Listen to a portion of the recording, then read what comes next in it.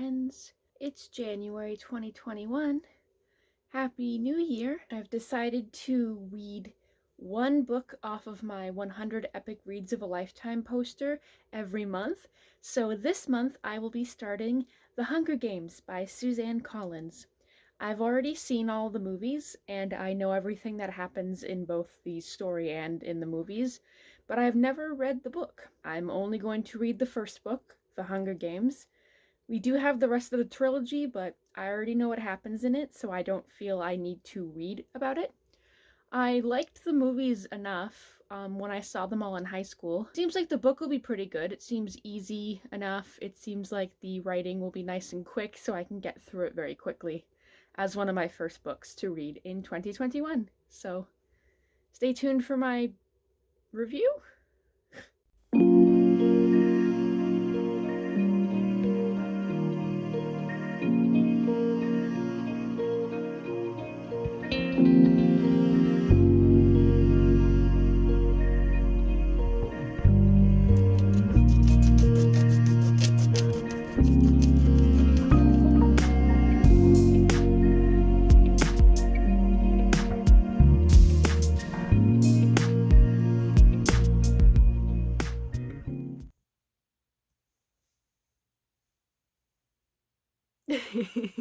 Hello and welcome to my bed.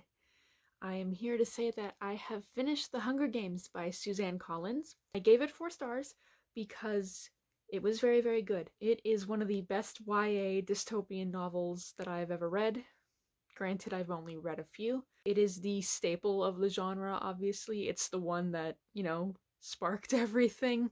It's also the one that ruined the genre because it, peaked, and then everybody else just did that. But it was a very good world-building novel. Like, the world-building was very good, the characters were very well developed, and the first-person narrative actually worked a lot in its favor because Katniss didn't know everything going on behind the scenes. She had to guess everything. She had to guess Peeta's motivations, Haymitch's motivations, the Capitol's motivations, and her own assumption of the Hunger Games itself. So it was very effective that way. The writing was super quick and super easy to read, very, very easy to get through.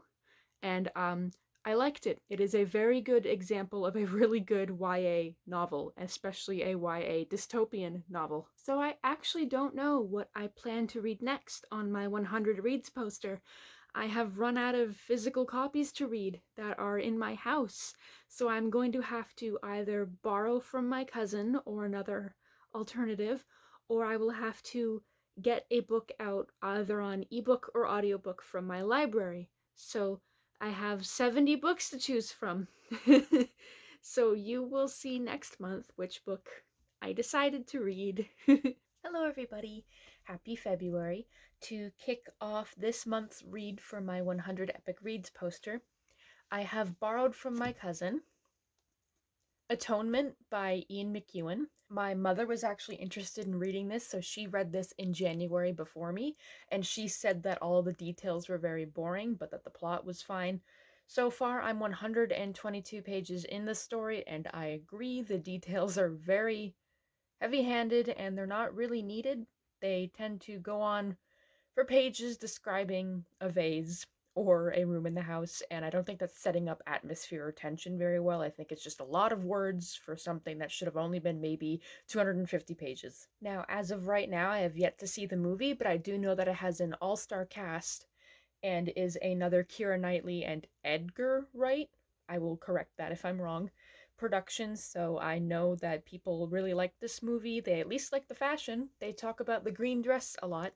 I have yet to read about the green dress, so let's just see if that's a movie edition. Other than that, so far I'm a little bored, so I'm not really enjoying this book as much, so we'll see.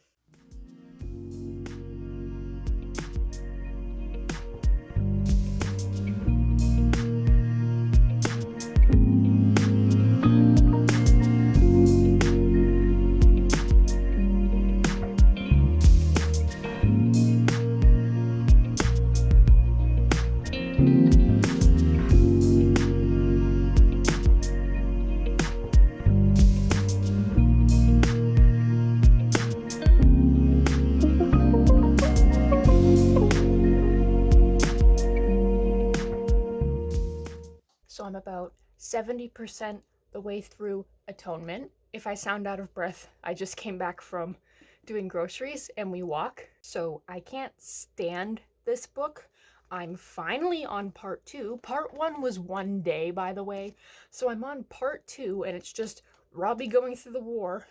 No offense, it's very boring. And if there's one thing about books that I hate, it's if they're about one life-changing event where the main character drastically ruins another person's life and then spends the rest of their life feeling guilty for it. I'd read Fifth Business by Robertson Davies in high school, if you couldn't tell, and I found that to be unbearable. It's not only that they're boring to read, but also I have anxiety. I feel guilty over every single interaction I've ever had with other people. I don't need to read a book about somebody being guilty for the rest of their life. I live that every day, so I really want to finish this because this is a slog.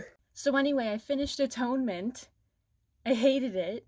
Not only was the whole book about Bryony being guilty for the rest of her life and then just random war, the book itself was written by Bryony to atone for the guilt. And the last, 40 pages before the very, very end scene set in 1999 weren't even real. So why did I even read this? I understand that no book is real, but this book is double fake. So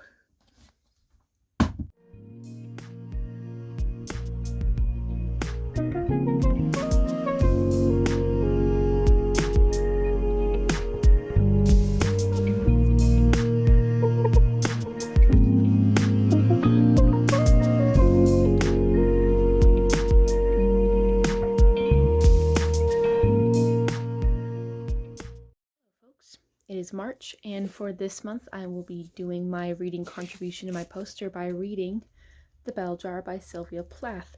I'm already 108 pages into the novel, and it won't take long for me to finish because it's so short. Sammy has come to join me. Hey, baby. I find myself really enjoying The Bell Jar. I understand a lot of it is very much written in the era that it was written in. There's a lot of things that would not be okay to describe today, specifically people of color, but it's about her emotions and the description and the semi-autobiographical aspects of the book that are really compelling to me. I do understand the very basics of Sylvia Plath's life, so seeing what she feels and thinks being put into this book, I find myself connecting to it a lot. Because, well, I've had similar thoughts, but I'm not going to let myself be too emotionally affected, I hope. It's just nice to connect with a piece of writing so closely, it feels a bit familiar. I'm not really good at describing personal things, so I think I'll just leave it at that. And you will hear my final thoughts very, very, very soon.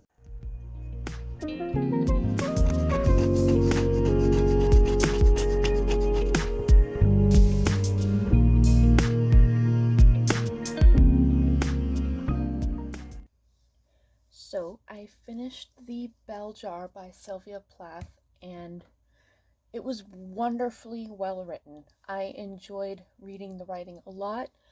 I was very emotionally affected by the book. I understood a lot of what Esther was going through, a lot of her ideas and her beliefs. I enjoyed how her depression wasn't sparked by one thing, because that's not always the case. Sometimes it's just what you have, and it develops as your life goes on. And even though she had plenty of successes in her life, she still found herself suffering from depression, so I feel that that was a very natural way to describe it. A lot of the events were very raw, very emotional, and very powerful, and I know that this was very autobiographical on Sylvia Plath's part, so reading about it, knowing what happened to her in her life, is very upsetting. And I can see a lot of parallels with the character and her own life. I think the book is very important as it is a pretty raw display of mental illness, but I don't know if I could recommend it to everybody, obviously. Everybody has their own different content warnings that they should be made aware of, and this book contains a lot of suicidal ideation and suicide attempts. So I'm not going to lightly recommend this book, but if you feel that it would be important for you to read it without causing any harm to yourself, then I would certainly say that it would be a good idea if you are prepared for such content. I have 3 more books given to me by my cousin, so I will have to figure out which book for my poster that I will be reading next. I think I will be giving The Bell Jar 4 stars. Hey everybody, happy April 1st. Another month, another lockdown probably. Whee! So to kick off another month of my 100 Epic Reads of a Lifetime poster progress, I am now reading George Orwell's 1984. Because why not get into a dystopian fiction that basically is very close to home? And no, I'm not one of those people that thinks that canceling people on the internet is Orwell's nightmare or anything. I'm just saying that, government bad. I already know that. So reading the book, I'm going to be like, oh boy. I'm just surprised that I didn't have to read this in high school. I almost had to, and I almost had to do a high school project where I dressed in all white, wore one of the sashes, and handed out misdemeanor notes to my classmates. But my teacher said that we aren't doing that because she didn't want to. Because we only had about 11 students in my class, so that was a blessing. But that means that I have to read this now to scratch it off my poster. I'm only 50 pages in so far, and it's alright. This will probably be my last book for this video, by the way, if I didn't mention that. Exciting stuff. Happy April Fool's Day, but also happy birthday to my partner. Everyone wish them a happy birthday. Yay!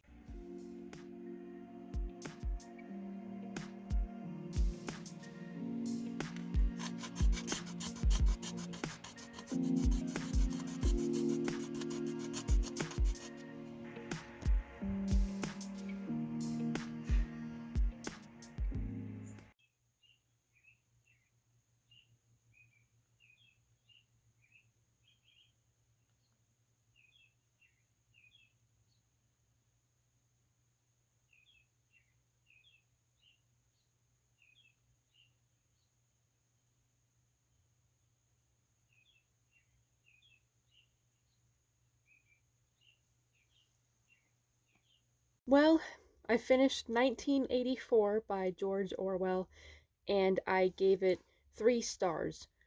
It's good. I completely understand why it's important, how it's good, everything about it, but I personally just didn't like it. I don't really care about Winston and him falling in love with Julie and then just getting brainwashed. I thought that there would be more substance to the story, and I understand, the ideas are important, but it just wasn't interesting to me. And I understand people who really enjoy it. It's just that I personally didn't enjoy it. I don't normally read books like this outside of high school, and I am far away from high school, so I don't personally see any long-lasting impression it's going to make on me. I'm not even too glad that I read it. I just read it for the poster. But aside from that, it's fine. I don't hate it. It didn't make me mad or anything. It was just meh. And with that, that is the final book that I am reading for this video. I plan to continue to read 1 book from the poster a month and continuing to make these videos. Thank you so much for watching. Don't forget to like, comment, subscribe, and if you know the contents of the poster, why don't you try suggesting what book I should read next in the comments? I would greatly appreciate that. I only have 2 in my possession right now for what I have to read next, so I still need more for my next video. Thank you so much for watching. Have a great day, night, afternoon, evening. Bye!